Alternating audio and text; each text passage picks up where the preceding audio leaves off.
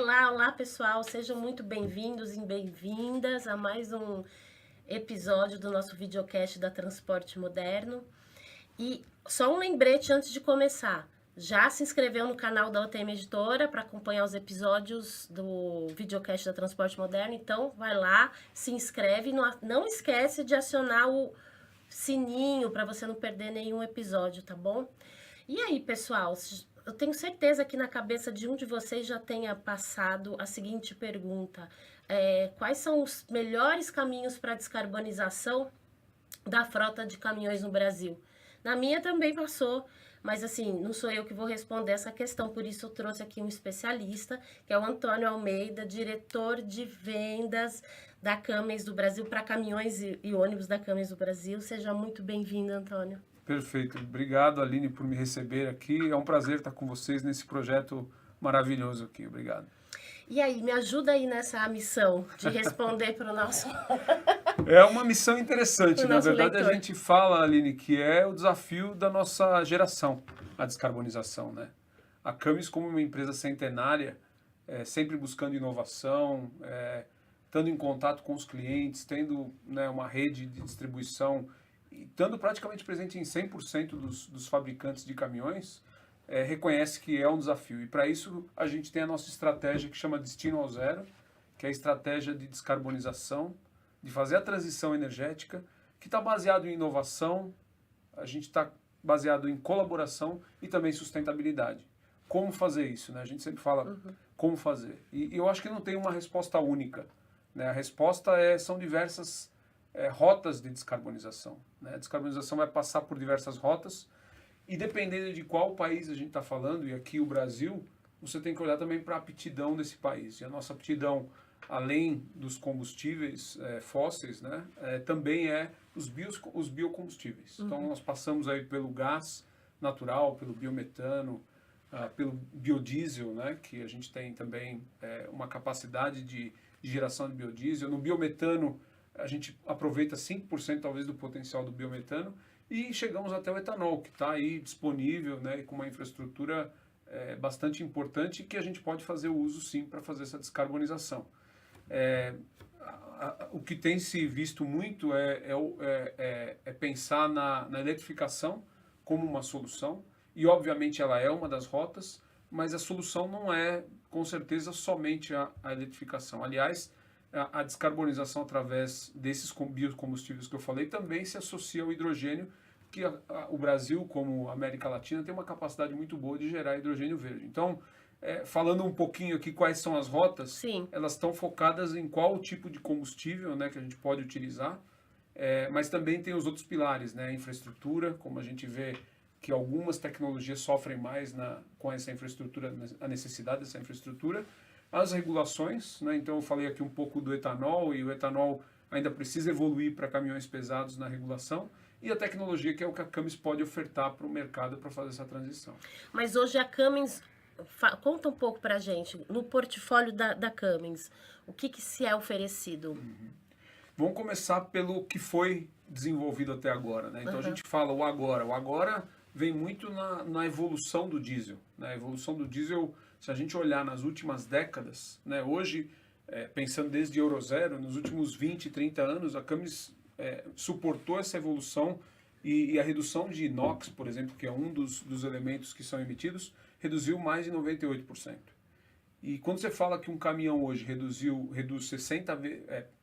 emite 60 vezes menos de poluentes, né, desde 1988, você vê o quanto evoluiu o diesel. O próprio né? diesel evoluiu bastante, Perfeito. Né? Então, quando você olha para o agora, são os novos produtos que foram desenvolvidos e a gente lançou lá em outubro de 22, Aline. E ali você vê uma redução de 60% a 80% de poluentes, né, de NOx, de material particulado. Os lançamentos que estão associados aos novos turbos com novas tecnologias, os pós-tratamentos, que são modulares hoje, e eles permitem que não somente tenha uma emissão de poluente muito reduzida, mas também você possa fazer um serviço mais adequado no campo, reduzindo o custo, né, e facilitando também. Então, esses são os produtos de agora que a Cummins lançou. O amanhã está muito focado em produtos que vão conseguir transmitir a necessidade do mercado de descarbonização em diversas rotas, que é o produto Helm. né? O produto Helm ele vai permitir que plataformas novas, né, X15, X10 e B7.2, que são os cilindradas, né, os modelos dos motores, possam utilizar esses múltiplos combustíveis com consumo menor, de até 10% menor, e que possa ter uma descarbonização de acordo com a necessidade do cliente, né? Os clientes hoje têm demandas difíceis e a estratégia da Camis é, através da tecnologia, dessas opções, fazer uso para que o cliente entregue para o mercado o que ele quer entregar, de forma que seja consciente com o meio ambiente e também que proteja a nossa estrutura, por exemplo, a cadeia de energia, a nossa matriz energética, né? A gente precisa proteger a matriz energética porque a fonte de energia também ela tem uma limitação. Então, você tendo essa diversidade de combustíveis e de produtos, você pode, com certeza, fazer a descarbonização de forma mais segura. Então, eu falei do agora, do amanhã, né, com a plataforma Helm, e para o futuro, que é a descarbonização total, né, através das células de combustível, da eletrificação propriamente dita. E dentro desse processo, o hidrogênio, a Camis tem a capacidade de gerar hidrogênio. Então, nós produzimos eletrolisadores, né, que fazem a quebra da molécula de água, gerando hidrogênio, né, para armazenagem e transporte. Então, nós temos a NProx, que é uma empresa que faz todo esse processo, e a parte de usar esse hidrogênio na combustão, que pode ser através de um motor, a combustão, ou com as células de hidrogênio. Então, como é que a Camis está suportando? No começo eu falei aqui do agora, e o agora inclui também o gás, né, o biogás, o biometano, que são produtos que nós estamos em fase de desenvolvimento com alguns clientes também. Então, você tocou nessa parte do biometano e é bem interessante, porque o biometano é 98%, né, de redução de emissão. Exato. E as fabricantes, a fabricante, né, que é a Scania, né, que hoje fornece esse caminhão, passou a desenvolver corredores azuis, por questão da infraestrutura que você falou, né? Sim. E aí você falou muito bem, hoje o gás está se desenvolvendo bem. Aí você disse que tem conversa já para o fornecimento. Então hoje você vê um grande potencial aí para fornecer para outras marcas que possam concorrer com a Scania? Com certeza, a nossa linha de produtos ela vai desde de motores que a gente já fala de meia potência, né, meio rango ali, mid-range, que é 6,7 litros, até 15 litros. E hoje o mercado demanda novas rotas de descarbonização, porque você tem gás disponível, a gente vê e a infraestrutura está se desenvolvendo com esse corredor. A infraestrutura está se desenvolvendo cada vez mais. A gente vê as distribuidoras de gás, né, a Comgás, né, distribuidoras de gás em todos os estados em Minas Gerais, se empenhando em criar essas rotas. Então, eu acredito que cada vez mais o mercado vai demandar produto, cada vez mais a infraestrutura vai estar presente e a Camis, com certeza, está atuando para que os OEMs possam participar desse mercado e suportar os clientes da melhor forma. Porque conforme esses operadores logísticos vão entendendo que tem como abastecer uma infraestrutura que está se desenvolvendo, acaba gerando o interesse, vocês estão tendo procura. Com certeza, isso? Com certeza. Acho que o ecossistema, né, que você precisa gerar para que a tecnologia funcione, ela está baseada se o produto consegue, o motor no caso, né, o equipamento pode fazer o serviço por torque, por potência, e isso está disponível, né, os nossos produtos têm essa capacidade. E você tem a questão da infraestrutura, como você falou, que está se desenvolvendo. Sim. E tem a questão do custo. Então, tudo isso, com certeza, vai permitir que o cliente comece a adotar de forma mais ampla essas soluções e a gente está, com certeza, trazendo isso para os clientes. E você tinha me falado agora há pouco da questão antes da gente começar a gravação, do motor a etanol para caminhões. Me conta aí como que é isso. E a gente é tão rico, né, em etanol? Perfeito, Aline. O etanol está disponível, a infraestrutura ela é ampla hoje, né? E a Camis tem um projeto nos Estados Unidos de desenvolvimento com motor a gasolina, né, que ele usa 85% de etanol. É um projeto específico e que a gente está trazendo para o Brasil na visão de um conceito para explorar aonde esse produto poderia ser aplicado. Então, no segmento de caminhões, a gente fala muito qual é a missão, né, que essa tecnologia, esse caminhão precisa entregar. E eu tenho muita convicção que o etanol tem uma missão dentro do ciclo, né, do ecossistema, muito ali naquele ecossistema onde o etanol pode ser utilizado com custo, né, de produção praticamente sem ter o custo total da cadeia, né, Então, com certeza, grande parte do mercado que produz o seu próprio etanol pode tirar vantagem de um motor como esse, que é um conceito que a gente apresentou lá na Fenatran. Então, a gente tem tido algumas conversas com alguns fabricantes de caminhões para entender a oportunidade de desenvolver um produto assim. E aí daria para caminhão pesado? Enfim, seria possível para... Esse é um motor bastante versátil, ele tem 330 cavalos, né, um torque de quase 900 Nm, então não entrando muito na parte técnica, é um motor capaz é um motor para caminhão pesado, né, e eu acredito que tem uma missão para ele, porque você vê que é um motor bastante eficiente e também entrega uma potência bastante razoável aí nesse segmento. E aí eu, como leiga, quero saber, o potencial de redução de emissão é enorme, né? Você, na produção do etanol, você captura o carbono, né? Então, ali praticamente você está fazendo a questão da emissão, e não só a emissão no motor, né? Mas nós temos também a facilidade de que o produto em si, né? O pós-tratamento que você precisa para um motor desse, ele é muito mais simples. Ele é um three-way, né? Que a gente chama, e isso também barateia o sistema, no sentido que você não precisa um produto para reter tanto poluente assim, porque ele praticamente tem um ganho muito grande na emissão. Eu imagino que o interesse esteja grande aí São discussões importantes, porque é o que eu falei, eu acho que as empresas, os clientes têm demandas muito, vamos dizer, exigentes para fazer o trabalho e uma responsabilidade grande com o meio ambiente. E esse é um produto que com certeza pode entregar esse potencial e com certeza tem um interesse. Mas tem algo concreto já ou não? São só conversas? Ainda é exploratória a conversa, porque a gente precisa entender que toda a cadeia precisa estar olhando com o mesmo intuito e, obviamente, tem um processo de desenvolvimento que vai acontecer. Mas antes do etanol, com certeza, como a gente falou aqui, o gás e essas tecnologias que estão vindo hoje... Vão se consolidar mais. Combustíveis, com certeza... Os biocombustíveis hoje, os nossos motores atendem até B20. Do biodiesel, né? Biodiesel. Mas tem uma grande questão aí do biodiesel. Claro. Que seria bom que você tocou no assunto. Sim, a gente estava deixando de lado a questão do biodiesel, uma grande polêmica aí, que o pessoal diz que acaba prejudicando um pouco o motor. Por outro lado, você tem fabricantes preparando caminhões para até 100%. Sim, exato. Empresas que desenvolvem o biodiesel 100%. E aí fica uma polêmica, né? O que você, como fabricante, recomenda aí para o transportador? Eu vejo, Aline, que a Camis atua nos mercados mais complexos e mais desafiadores. É por isso que os nossos produtos estão sempre prontos para o futuro e não olhando para o passado. Então...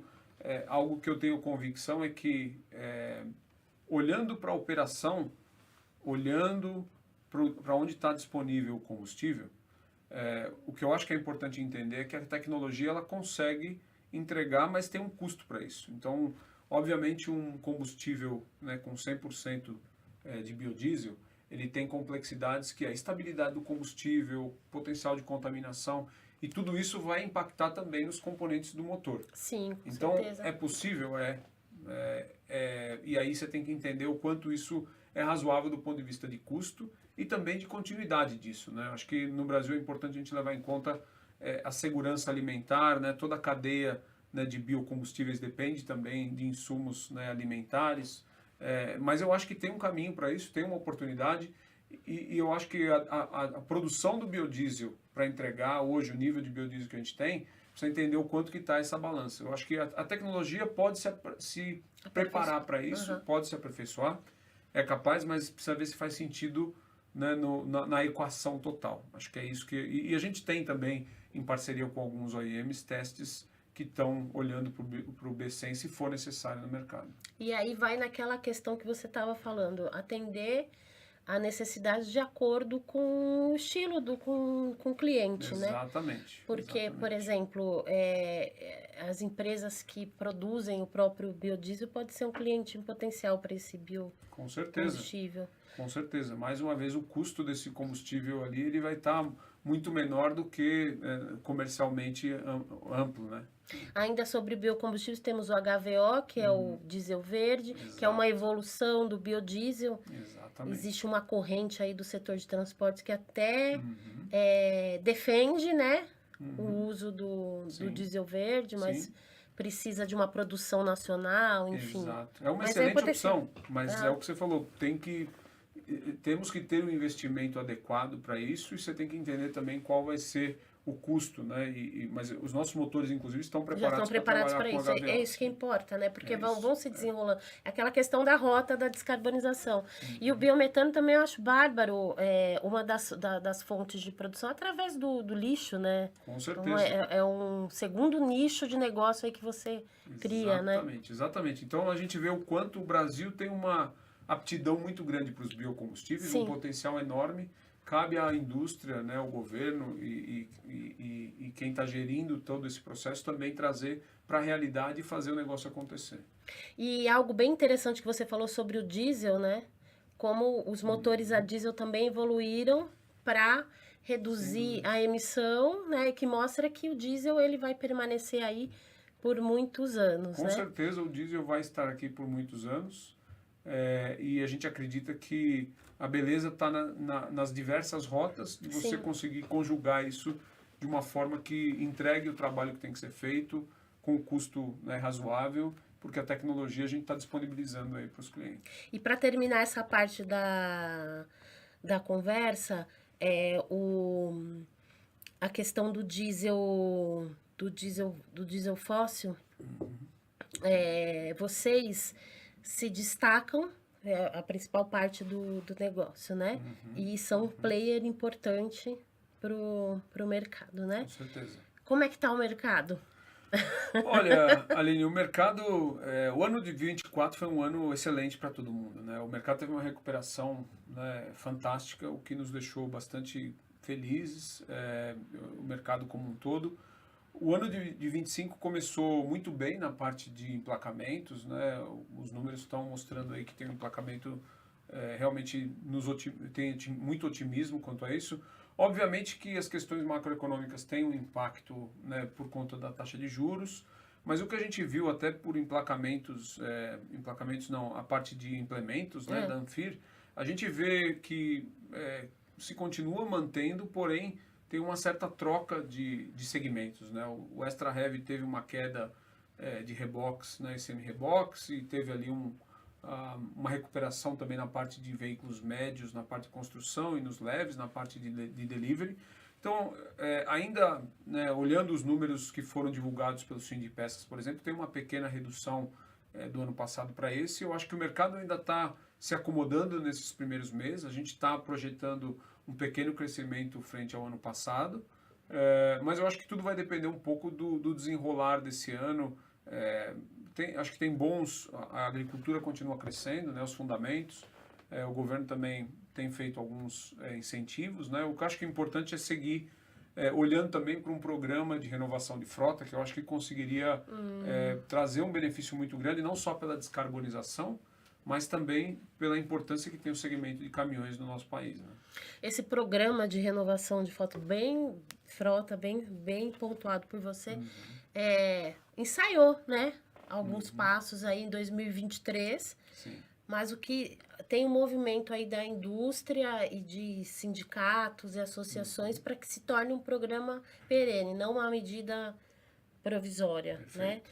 E aí eu sei que tem algumas conversas, mas você acredita que esse ano terá alguma novidade? Se você tem ouvido alguma coisa, Eu algum burburinho nesse sentido? tenho falado com pessoas, articuladores, né, dentro desse segmento e tem muita gente boa envolvida e com muito empenho nesse segmento. Eu acho que não depende só de um setor, né? O setor público, o setor das indústrias, né? Eu acho que tem que trabalhar afinco, acho que ninguém tem dúvida que é um programa importante, mas eu acho que vai depender muito de como que você monta o quebra-cabeça, né? Você precisa criar um ambiente de incentivos, você precisa ter capacidade de gerar esses incentivos e eu acho que está sendo feito de uma maneira muito cuidadosa e eu acredito que é o caminho.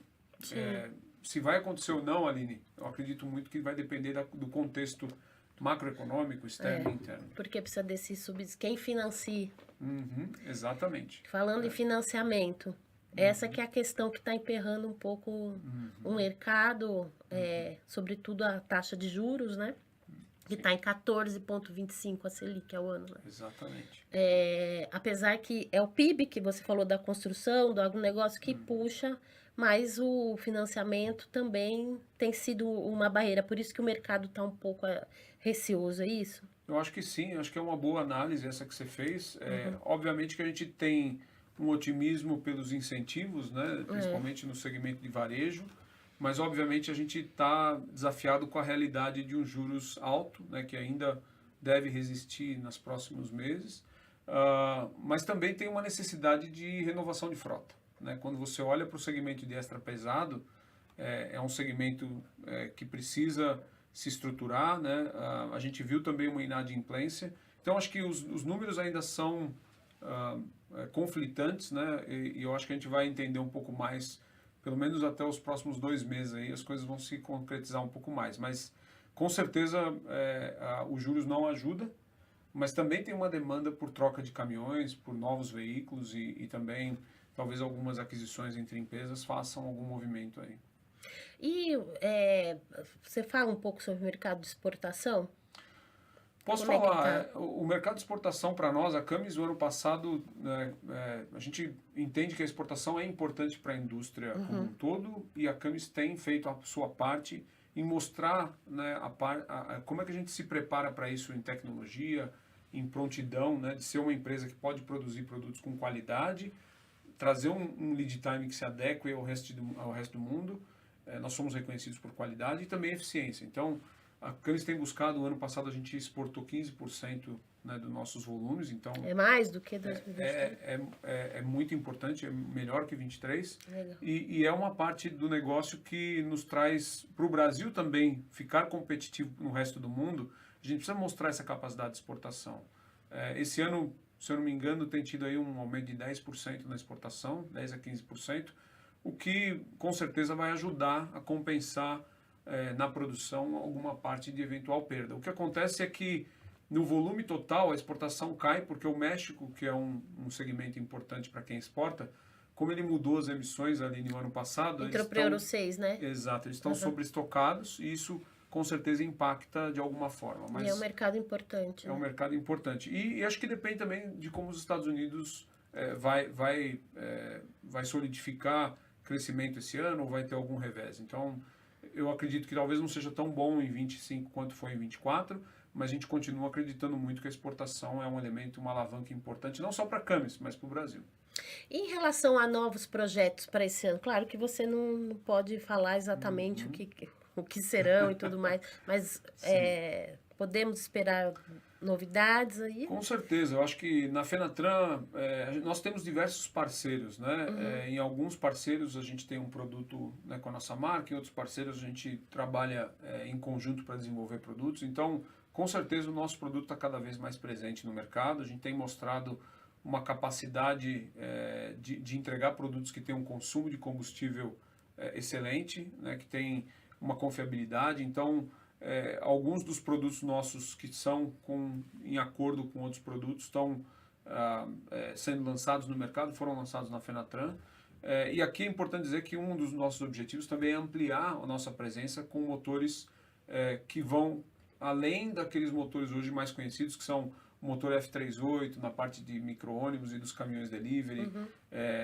Temos também buscado aumentar a nossa presença, como já foi há algum tempo atrás, nos rangos maiores da segmentação. Então, caminhões pesados, extra pesados, é onde a gente tem focado também em entender o que os clientes precisam para poder atuar no mercado com o nosso produto.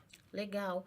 Tem algo sobre descarbonização que a gente não tenha passado aí nessa conversa, que você gostaria de deixar as mensagens finais? Eu acredito que a descarbonização ela tem alguns escopos, né, Aline? A gente estava falando um pouco antes aqui, e a Camis, né, tem o programa de Planeta 2050, onde nós temos metas de descarbonização.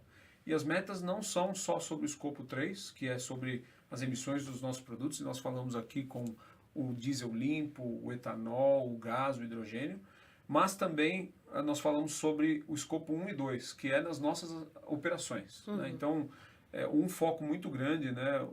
A nossa diretoria toda se reúne e revisa não só a questão de tecnologia nos produtos nossos, mas também como a gente pode reduzir emissões dentro das nossas operações. Tem vários exemplos, desde desenvolvimento de produtos, onde você pode usar a tecnologia para fazer simulações sem precisar rodar veículos na rua. Isso é legal. Muito bom.